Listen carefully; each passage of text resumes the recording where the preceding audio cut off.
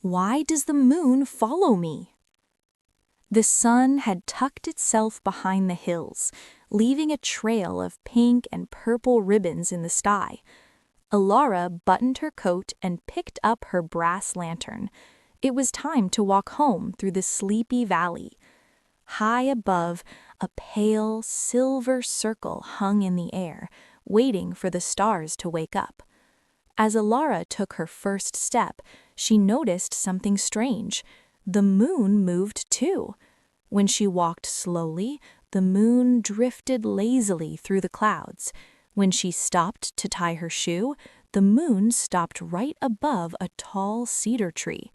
Alara narrowed her eyes. "Are you following me?" she whispered. Suddenly, a flash of silver fur darted from the tall grass. It was Orion, the neighborhood cat, with eyes like emeralds. He let out a soft meow and rubbed against Alara's boots. "Look, Orion," Alara said, pointing upward. "The moon is chasing us. We have to see if we can outrun it." Alara took a deep breath and began to run.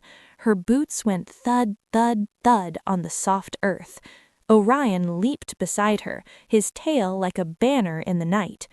They ran past the sleeping sunflowers and the old wooden fence, but no matter how fast they moved, the moon stayed right there, gliding silently alongside them.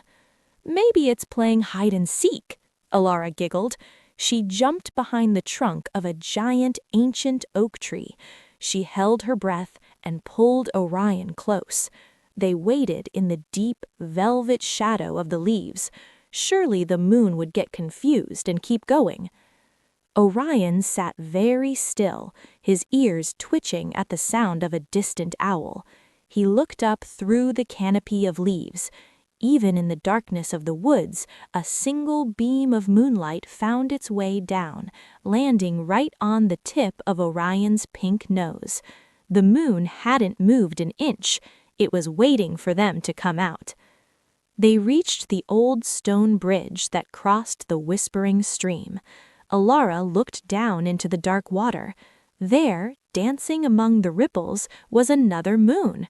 "Orion, look! Now there are two of them!" she cried. She reached down, trying to touch the shimmering light, but the water only felt cold and wet.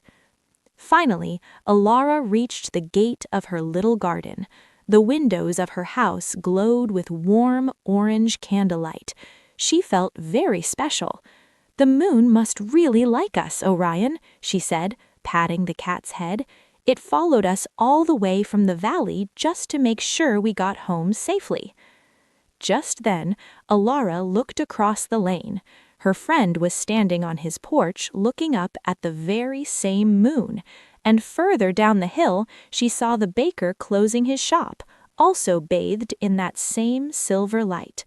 Alara realized that the moon wasn't just following her, it was following everyone at the very same time.